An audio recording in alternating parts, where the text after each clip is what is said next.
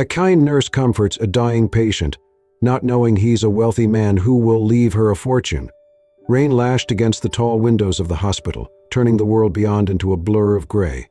Thunder growled in the distance like a warning, and fluorescent lights flickered ever so slightly in the hallway. The night shift had just begun, and silence clung to the corridors like a heavy blanket. Emma rolled the chart cart into room 308. She paused for a moment at the door, straightened her navy blue scrub top, and took a deep breath. The nurse's station had whispered about this new patient, elderly, terminal, no visitors, no known family. Just another soul slipping quietly through the cracks. She pushed the door open gently.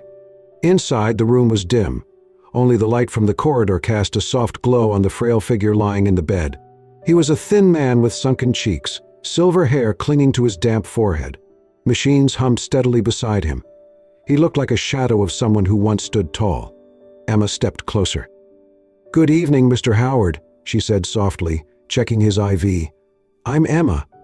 I'll be your nurse tonight." He stirred slightly at the sound of her voice. His lips parted, and with a hoarse, trembling breath, he spoke. "I don't want to die alone." His voice was barely more than a whisper, but the words hit Emma like a punch to the chest. She moved to his side without hesitation, pulling a chair close and sitting beside the bed. "You won't be alone," she said, gently taking his cold hand in hers. "No one deserves to leave this world without someone beside them." His fingers tightened slightly around hers, fragile but desperate. Emma offered a soft smile, even as her throat tightened. "Do you want me to read to you?" she asked, reaching into her coat pocket. "I always carry a book." He blinked, slowly. It was enough. Emma pulled out a small paperback, A Tree Grows in Brooklyn, and opened it to where she had last left off. Her voice was calm, steady, as she read to him. Outside, the storm raged, but inside the room, a strange peace settled between them. As the minutes turned into an hour, and then another, Mr. Howard drifted in and out of sleep, lulled by the steady cadence of Emma's voice. At times he would open his eyes and watch her, not with fear, but something closer to awe, as if he couldn't believe someone was really there. Emma didn't leave. She didn't glance at the clock or check her phone. She just read. And when her voice tired, she hummed softly, old lullabies her mother used to sing before she passed. "I'm not important," he murmured suddenly, eyes still closed. Emma looked at him. "That's not true. I'm just an old man. No one will remember me." "I will," she said gently. "I'll remember tonight. I'll remember you." His lips quivered, but he said nothing more. In the quiet that followed, Emma studied his face. There was a certain grace in it, despite the illness. Something refined. His hands, though thin by age, were smooth, his nails carefully trimmed. Not the hands of someone who had lived on the margins. Still, she didn't pry. Didn't ask who he had been. It didn't matter now. To her, he was just Mr. Howard, the man who didn't want to die alone. She stayed with him until the clock struck 3 in the morning. By then, the storm had softened into a drizzle. The monitors beeped steadily, and he was sleeping more soundly now, his breath a little deeper. Emma stood slowly, careful not to wake him. She placed the book on the side table and covered his hand with the blanket. But as she turned to leave, his voice broke the silence once more. "Emma." She turned. "Yes, Mr. Howard." His eyes fluttered open, glistening with something more than just fatigue. "You remind me of someone I once knew." She smiled. "Someone good, I hope." He nodded weakly. "Someone who saw me." Emma felt a lump rise in her throat. "I see you," she whispered. And with that, she turned off the lamp, leaving only the hallway light glowing faintly through the door. As she stepped out, she paused once more to glance back. Mr. Howard lay quietly, no longer trembling, no longer alone. She didn't know who he truly was. Not yet. But tonight, none of that mattered. Emma lived in a small apartment just above a florist shop on the quieter side of town. It wasn't much, 2 rooms, a kitchenette, and windows that overlooked the alley, but it was enough. She had lived alone for the past 10 years, ever since her younger brother had moved out for college. Her life was simple work, books, and the occasional weekend walks in the park when the weather allowed. She didn't complain. Emma wasn't the type to dwell on what was missing, but in her quietest moments, when the city was asleep and her tea had gone cold, she sometimes wondered what life could have been if things had gone differently. She had once dreamed of becoming a doctor, She had the grades, the passion, the vision, but life had a way of rewriting plans. When her mother passed suddenly from a stroke, Emma was only 19. With her father long gone and no extended family nearby, she dropped out of school to raise her 10-year-old brother, working nights at a diner while studying part-time to become a nurse. It wasn't the dream, but it became a purpose. Now, at 32, Emma had made peace with her path. She wasn't a doctor, but she was a caregiver, and she was good at it. Emma was the nurse who stayed late, who brought extra soup for patients who didn't like hospital food, who remembered birthdays and sang lullabies to dementia patients when the nights got too quiet. She treated every patient like they were someone's beloved, because once someone had treated her mother like that too. But some patients stayed with her longer than others. Mr. Howard was one of them. Something about his silence haunted her. He rarely spoke unless spoken to, and even then his answers were brief, almost guarded. But his eyes, they carried weight, like they had seen too much and felt even more. Emma found herself checking on him more often than necessary, not out of obligation but out of instinct. One evening she stayed after her shift, bringing him a warm slice of banana bread from the cafeteria. "You didn't eat much today," she said softly, setting it down on the tray table. Mr. Howard looked at the bread, then at her. "You don't have to do this." Emma smiled gently. "I know." He studied her face for a moment, as if searching for something. Then, almost reluctantly, he took a bite. The room was quiet for a while. Rain tapped gently against the window, a soft rhythm to their silence. "You work too much," he said suddenly. Emma laughed. "That's what my brother says." "You have a brother?" She nodded. "He's the reason I'm here, actually. I was going to be a doctor, but when our mom passed, someone had to raise him." There was a flicker in Mr. Howard's eyes. Recognition, maybe, or something deeper. "You gave up your dream?" Emma shrugged. "Not really. I just changed it. Now I help people in a different way. That's still worth something, right?" He didn't respond right away, just stared at the rain. And then, without warning, his voice cracked. "You remind me of someone?" Emma looked at him, surprised by the sudden emotion. "Someone I lost," he continued, tears welling in his eyes. "She was kind like you. Always saw more than what people showed. She had the kind of heart that made you want to be better." Emma sat down beside his bed, gently placing her hand on his frail fingers. "What happened to her?" she asked softly. But Mr. Howard didn't answer. He just offered a sad smile, his eyes glossy and distant. Emma didn't press. She knew grief when she saw it. In that moment she realized something. Mr. Howard wasn't just sick. He was broken. Not physically, but somewhere deeper, where medicine couldn't reach. She squeezed his hand gently. Whoever she was, she must have been very special. "She was everything," he whispered. And then, as if exhausted by the memory, he closed his eyes. Emma sat with him long after his breathing had steadied, her own heart heavy with questions. Who had this man been before the hospital bed? What had he lost? And why did it feel like he was still waiting for something? Or someone? She didn't know it yet. But soon the answers would find her. The hospital days rolled on as they always did, quiet shifts blending into one another, the rhythm of beeping machines, muffled voices, the smell of antiseptic and fresh linens. But for Emma, the hours she spent in room 308 each night began to feel different, more human, more real. Every evening after her rounds, she brought something small for Mr. Howard, a slice of toast with honey, homemade banana muffins from the nurse's lounge, or a thermos of chamomile tea she swore helped with sleep. She even brought her old portable speaker one night, softly playing Chopin and Debussy, watching his eyes flutter closed in peace. Some nights she talked, about her childhood, about her brother who now worked in community health across the state, about how she used to sneak into the university library just to read medical books she couldn't afford. Other nights they sat in silence, the kind that didn't demand to be filled. Over time, Mr. Howard's demeanor began to shift. The guarded edge softened. The sorrow in his eyes didn't disappear, but it became less sharp. He began asking Emma questions, not many but enough. About her favorite books, her thoughts on kindness, why she never wore makeup even though she had, in his words, a face meant for it. Emma always laughed and brushed him off. But inside she began to feel something unfamiliar stirring.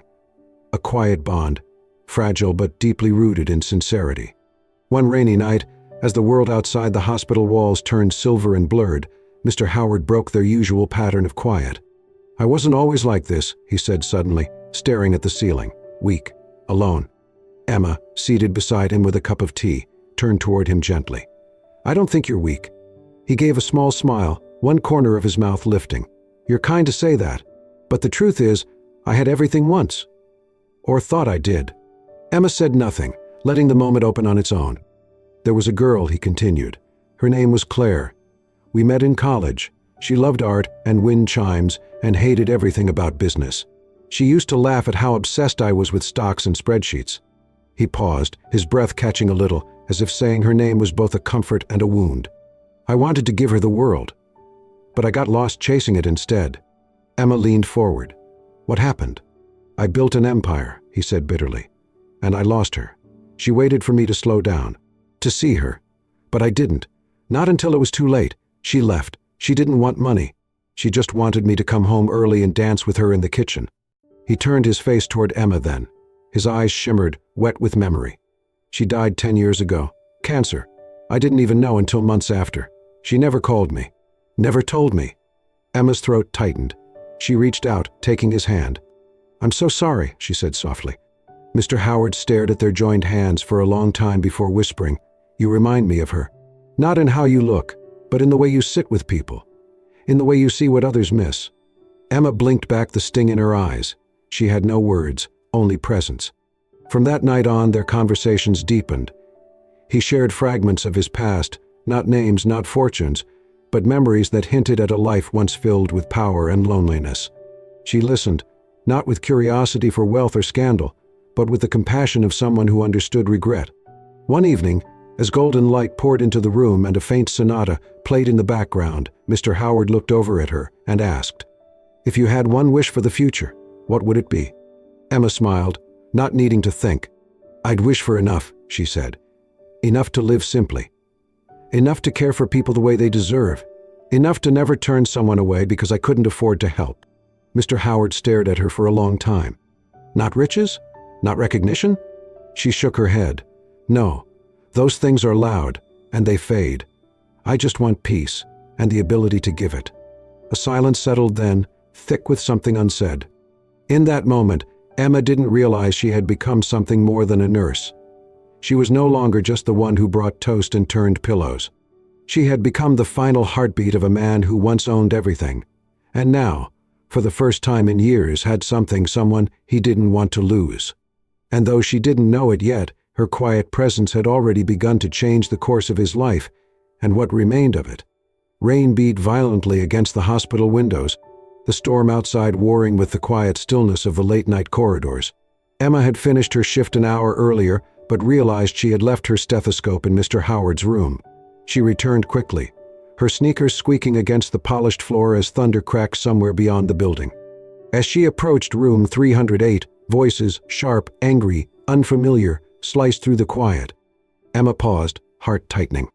"You think I've stood by your side all these years for love?" A woman's voice snapped. Elegant, steely. "Howard, don't flatter yourself." Emma moved closer, stopping just outside the door, which was left slightly ajar. Through the narrow crack, she saw Mr. Howard sitting upright in bed, visibly trembling, his breathing labored. Across from him stood a woman in a tailored trench coat, her dark red lipstick stark against her pale skin. Her diamond earrings sparkled like icicles under the fluorescent lights. It was the first time Emma had ever seen her. "Linda," Mr. Howard's voice was hoarse, weary. "Please, not now." "Oh, it's exactly now," Linda shot back, tossing a thick folder onto the bedside table. "Sign the papers, transfer the assets. Everything to me and Alex, as we agreed." Howard's eyes widened. "We never agreed. Those were your plans, never mine." Linda crossed her arms, her voice low but venomous. "Do you want to die alone, Howard? Do you want the staff here to throw your ashes in a pauper's field while your precious Emma reads fairy tales over your grave?" Emma stiffened. Linda's voice rose. "You were a joke after Claire died. A sad, sentimental fool who gave up everything. I saved your reputation. I married you so people would stop whispering about the lonely widower with too much money and no heir." Mr. Howard's face twisted in pain, not just physical, but emotional, cutting deep. "You didn't save me, you used me. You and your son." "Watch your mouth," Linda spat. Alex has done more for your image than you ever deserved. Now sign the papers, or we walk." Emma couldn't stay silent any longer. Before she could fully think it through, she pushed the door open and stepped into the room. "Stop," she said firmly. "That's enough." Linda turned, startled, then sneered.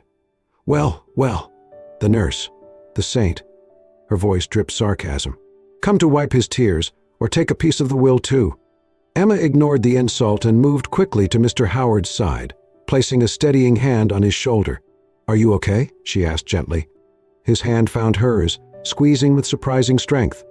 "I'm fine," he muttered, though his body betrayed him, shaking from rage or heartbreak, or both. Emma turned to Linda, her eyes calm but unwavering. "You need to leave, now." Linda narrowed her eyes. "You think you can boss me around? I'm his wife? And this is a hospital," Emma replied, voice still even. "And he's a patient under care. Your behavior is abusive and threatening. I will report this to hospital administration and, if necessary, security." For a moment, silence settled like static. Then, with a snarl, Linda stepped forward, too close. "You don't know what you're getting involved in, little girl." Emma didn't flinch. "I know enough. Now leave." Linda's eyes darted between Emma and Howard, and for a flicker of a second, something like panic passed through her expression. Then she raised her hand and slapped Mr. Howard across the face. The crack echoed louder than the thunder outside. Emma reacted instantly. She stepped between them, furious and protective. "Get out," she said, voice shaking not with fear but fury. "If you come near him again, I will call the police." Linda's eyes widened at the sudden change in Emma's tone. She backed away, her mask of control faltering. "You'll regret this," she hissed. "Both of you." Then she spun on her heels and stormed out, her heels clicking violently against the tile. Emma rushed to Mr. Howard, gently checking the redness on his cheek, her hands trembling now that the danger had passed. "I'm so sorry," she whispered. He looked at her, and for the first time, Emma saw him fully, not as a sick man, not as a forgotten elder, but as someone who had once held immense power and had lost it all to the wrong people. "I didn't want you to find out this way," he murmured. Emma held his gaze. "You're not just a man in this bed, are you?" He nodded faintly. "I was someone once, someone important. But none of it matters now." Emma pulled a chair beside him and took his hand again. "You matter now. And that's enough for me." Thunder rolled again, softer this time, and in the fragile silence that followed, Mr. Howard closed his eyes, not out of fear or shame, but with something close to relief. Because someone, finally, had chosen him for who he was in this moment, not for what he had been or what he owned. The morning after the storm, the hospital felt heavier somehow, thicker with silence, with tension. The sun had returned, slanting through the high windows, but it didn't bring warmth. Emma paused outside room 308, her fingers curled around the doorknob. After the confrontation with Linda, she hadn't slept. Her thoughts ran in circles all night, about the slap, about the papers, about the name she'd heard whispered in anger. Howard Whitmore. It echoed in her mind like the closing line of a book she hadn't finished reading. She pushed open the door gently. Mr. Howard sat propped up against his pillows, eyes closed, but his face was no longer pale. It was flushed, strained, a quiet war playing beneath his skin. He opened his eyes as she entered. "You came back," he said. Emma sat down without a word, her eyes meeting his. "I need to know the truth." He studied her for a long moment. Then he gave a slow, tired nod. "My full name is Howard Whitmore," he said, his voice even, though weathered with sorrow.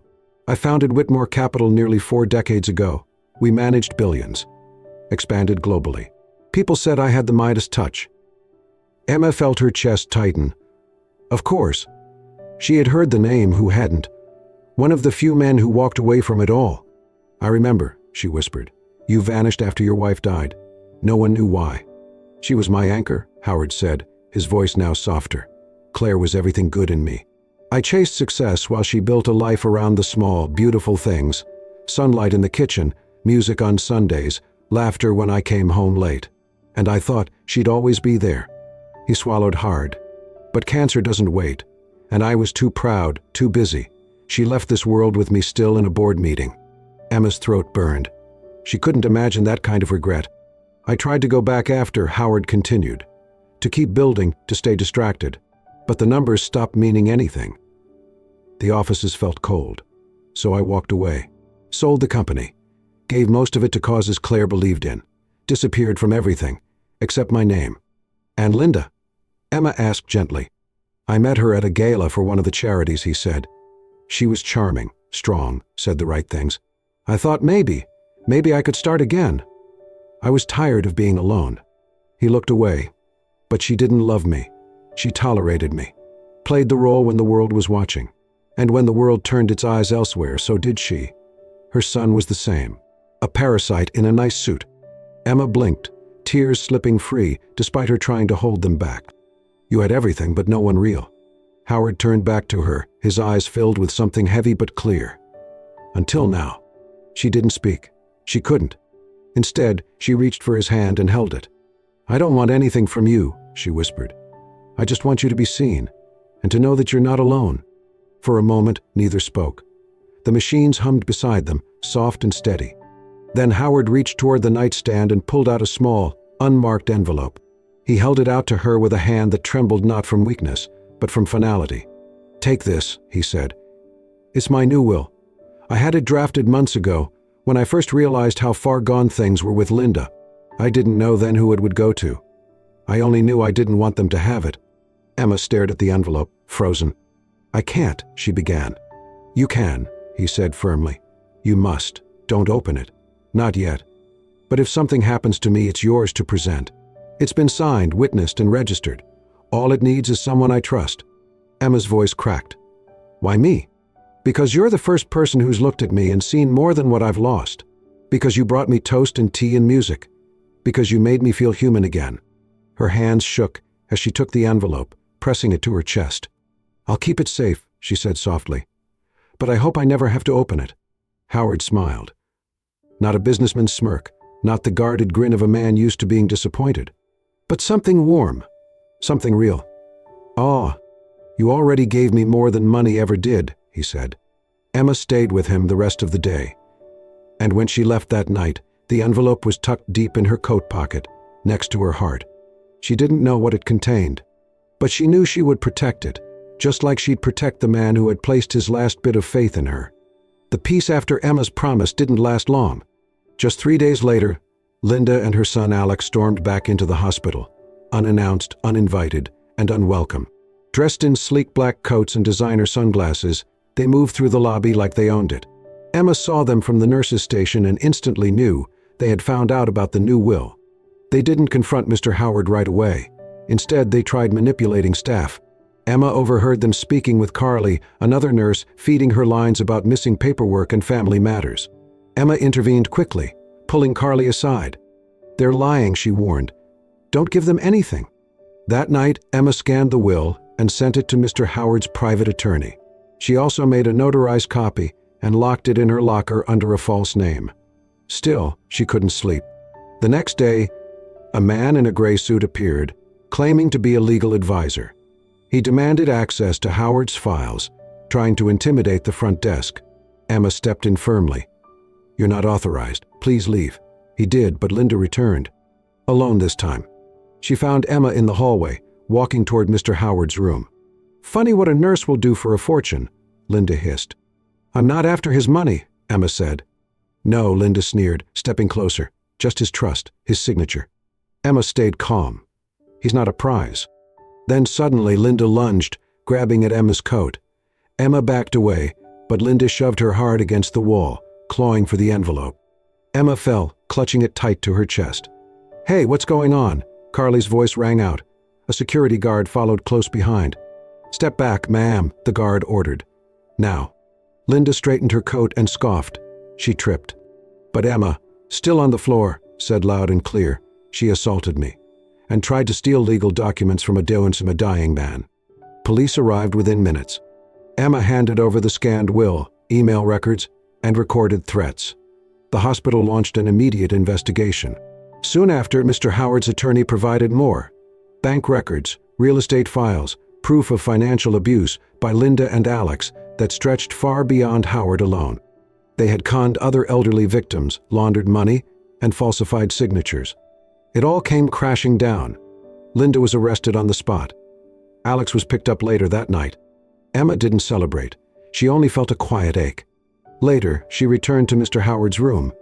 He was asleep, breathing peacefully. She held his hand and whispered, "They can't hurt you anymore." He stirred slightly and smiled. The morning Mr. Howard passed away was unlike any other. The sun had barely risen when Emma arrived at the hospital, coffee in hand, heart heavy but steady. She didn't know why, but something in her chest told her to come early. Maybe it was instinct. Maybe it was hope. The hallway was quiet, the lights dimmed. She stepped into room 308 and found him exactly as she feared, but hoped he'd be.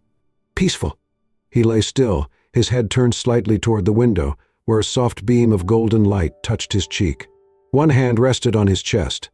The other, warm and waiting, was curled open on the bed. Emma walked slowly to his side, setting down her things without a word. She reached for that hand and held it gently, kneeling beside him. His chest rose once, then fell, and then no more. Tears rolled down her cheeks, silent and slow. She had promised to be with him until the end, and she had kept that promise. A few hours later, the hospital director called her into a quiet conference room. Waiting inside was Mr. Whitmore's attorney, a kind-faced man in a crisp gray suit, briefcase in hand. He greeted Emma with a nod and opened a manila folder. As per Mr. Whitmore's final wishes, he began, "This is the reading and execution of his will. You are the primary beneficiary." Emma blinked. "What?" He slid the document forward. Howard Whitmore left his entire personal estate, liquid assets, property, investments, and company shares to you. She shook her head in disbelief. "No, that's not possible. I didn't." "You didn't ask for anything," the lawyer said gently. "That's exactly why he chose you." Emma stared at the paper, the legal language swimming in her vision. The numbers meant nothing to her, not compared to the memory of him smiling over tea, of his voice soft as he spoke of love and loss. "There's more," the attorney continued. "He also allocated a portion, $5 million, to create a foundation in his name, the Howard Foundation. Its mission is to provide end-of-life care and housing support for elderly patients without family or financial means." Emma pressed her hand to her mouth, overcome with emotion. She couldn't speak. The lawyer smiled kindly. "He wanted you to lead it, if you're willing." "I don't know how to run our foundation," she whispered. "Mr. Whitmore believed you'd figure it out. He said you had something rarer than experience. He said you had heart." By the end of the day, the story broke. But not about Emma, at least not first. Linda Whitmore and her son Alex were formally charged with multiple counts of fraud, elder financial abuse, and conspiracy to defraud. Investigations into their past dealings revealed years of manipulation, coercion, and forged documents tied to other vulnerable elderly individuals. Bail was denied. Their reputations, carefully constructed illusions, shattered in hours. But when the press turned its attention to the new heir of the Whitmore fortune, they were met with silence. Emma didn't grant interviews. She didn't pose for cameras. She stayed by Mr. Whitmore's bedside until his body was taken away with quiet dignity. She held the envelope he'd given her until the ink on the will had dried. And she began planning, quietly, thoughtfully, the foundation that would bear his name. It wasn't about the money. Not for her. It was about carrying forward a legacy that had almost been buried under lies. It was about making sure no one else died feeling unseen. Mr. Howard had once said that she reminded him of someone he had loved. But in the end, he had loved her too, in a way that transcended words, age, or circumstance. He had given her more than wealth. He had given her trust, purpose, and a second chance at a life filled with meaning. And in return, Emma had given him the greatest gift of all, a peaceful goodbye. Emma Whitmore. The name appeared in headlines, on news tickers, in magazine features and talk show scripts. Overnight, she had become the woman who inherited a fortune from a dying millionaire. The world called it a fairy tale, a miracle, a modern-day twist of fate. But Emma didn't feel like a fairy tale. She still woke up at 6 a.m., laced up her worn sneakers, and walked through the glass doors of the hospital where she had spent the last decade caring for people most others had forgotten. She didn't resign, didn't disappear into the world of wealth and luxury. Because to Emma, none of that had ever mattered. Mr. Howard Whitmore, had given her something no camera could capture, trust. And that, in her heart, was more than enough.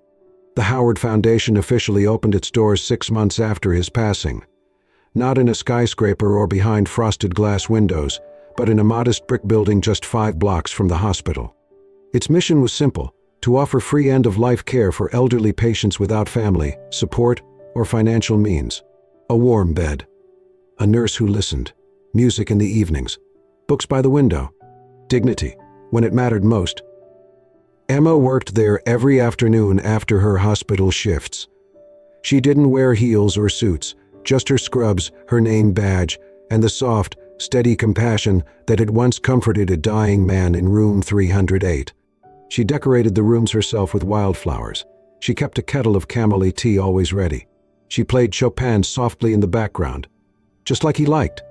The press followed her for a while, calling her the nurse who got everything, the girl who healed a millionaire's heart, the inheritor of kindness. But Emma gave few interviews. She declined photo shoots. She never appeared on stage or accepted speaking awards. When asked why, she said simply, "I didn't receive a fortune. I received someone's faith. And that's worth more than money." Some nights, after the foundation quieted and the hospital emptied, Emma would walk to the old oak bench in the park where Mr. Howard once told her about Claire, the love he'd lost. She'd sit there with a thermos of tea, notebook in her lap, and write. She didn't write for the media or the public. She wrote for him. For every quiet, broken soul who thought their story had ended too soon. And eventually, those pages became a book. The Last Patient I Ever Cared For. It wasn't just about Howard.